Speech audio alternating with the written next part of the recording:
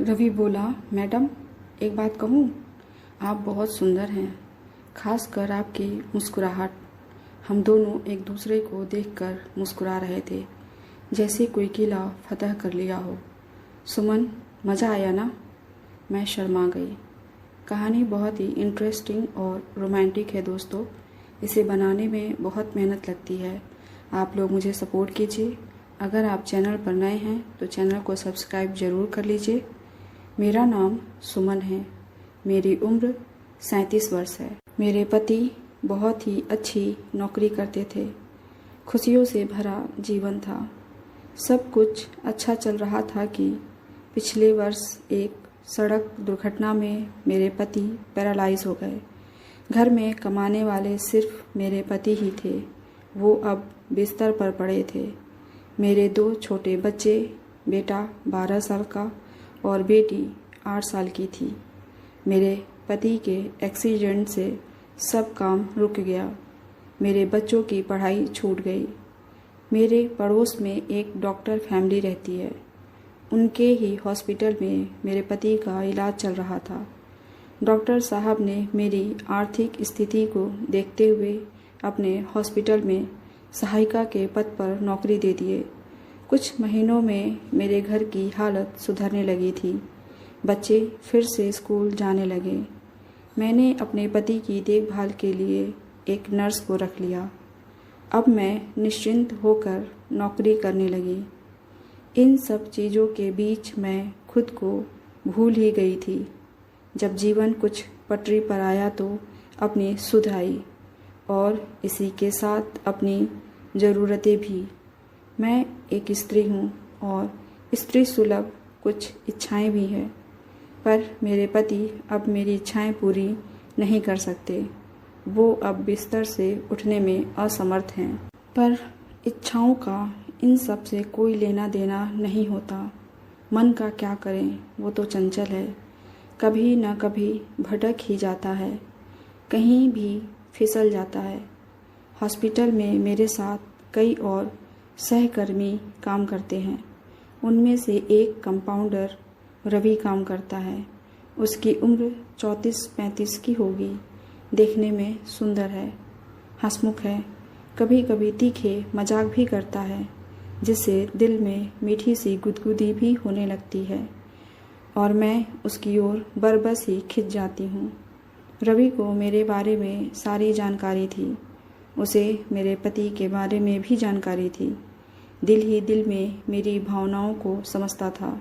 मुझे अकेले में कभी कभी छेड़ता भी था। उसे मालूम था कि मैं कुछ नहीं कहूँगी। मैं मन से तो चाहती थी कि मुझे छेड़े, मेरा हाथ पकड़ ले, पर डर था डॉक्टर साहब को पता चलेगा तो बात घर न पहुँच जाए।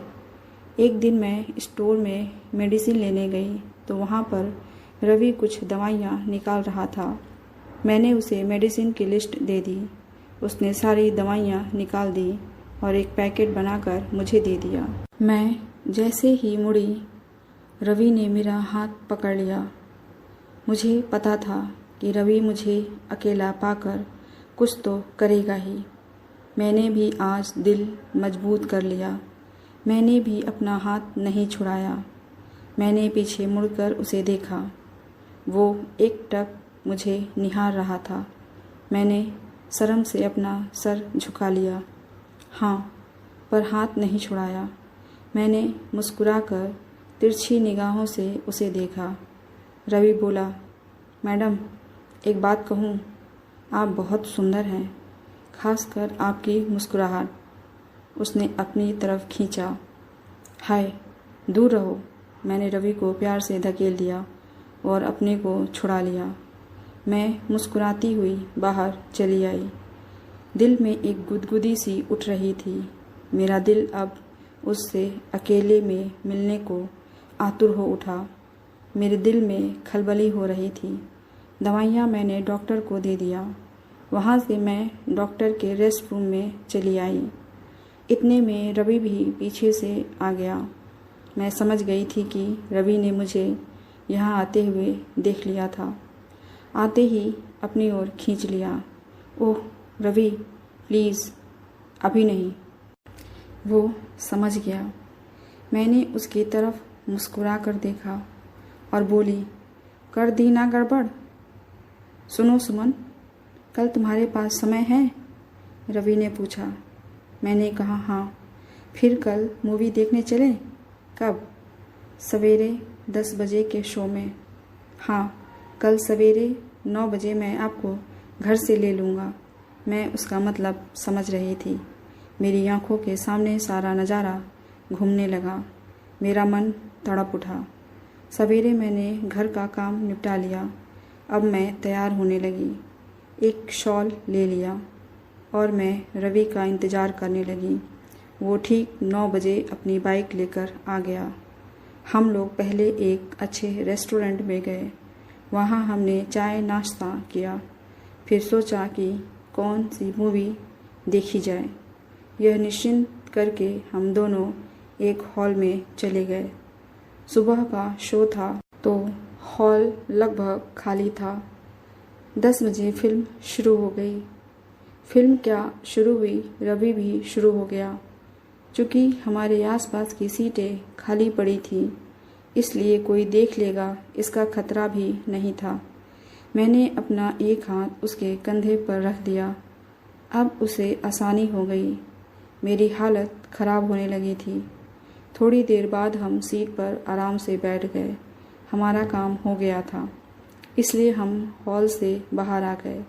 हम दोनों एक दूसरे को देखकर मुस्कुरा रहे थे, जैसे कोई किला फतह कर लिया हो। सुमन, मज़ा आया ना? मैं शर्मा गई। चुप रहो अब। मेरी नज़रें अब भी झुकी जा रही थीं। हम हॉल से सीधे अस्पताल आ गए और अपनी ड्यूटी ज्वाइन कर ली।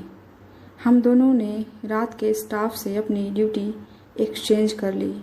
अब नाइट ड्यूटी भी हम करने वाले थे। मुझे रात का बेकरारी से इंतज़ार होने लगा।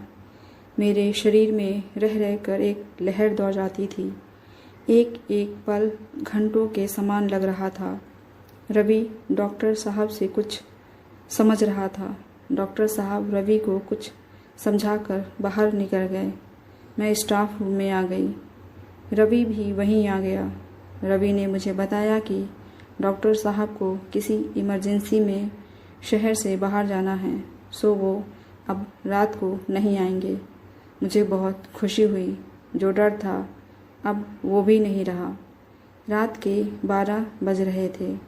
हमने सब ठीक से चेक कर लिया कि सारे मरीज आराम से सो रहे हैं। तब मैं रेस्ट रूम में आ गई। रवि ने अपना काम निपटा लिया और वहीं रेस्ट रूम में आ गया। कुछ ही देर में रूम की बेल किसी मरीज ने बजाई। रवि अलग हो गया। मैंने उसे देखा तो हंस पड़ी। उसका हाल बेहाल हो रहा था। रवि ने कहा, मैं जरा देख कर आता हूँ। दरवाजे को रवि अंदर से बंद करके आ गया। मैं आंखें बंद करके उसका इंतज़ार करने लगी। मेरे नज़दीक आकर बोला, सुमन, तैयार हो? मैंने शर्मा कर तकिए में चेहरा छिपा लिया। हाय, क्या कर रहे हो? मीठी मीठी सी गुदगुदी तेज लग रही थी। मैं मदहोश होती जा रही थी। रह रह कर मेरा शरीर कांप उठता था।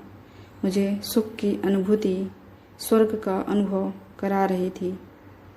थैंक यू रवि, आज तुमने मुझे अच्छी तरह से संतुष्ट कर दिया।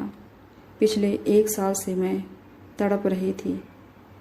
अभी कहाँ, अभी तो शुरुआत है। अभी मेरा कमाल तुमने देखा कहाँ है? हम दोनों हंस पड़े। मैंने रवि से धीरे से पूछा, रवि, कल का क्या? रवि उत्साहित होता हुआ बोला, आज क्या बस इतना ही? अभी तो पूरी रात बाकी है। धत, हटो, इतना क्या कम है? कहकर मैं वार्ड में मरीजों को देखने चली गई। मेरा रोम रोम पुलकित हो रहा था। कैसी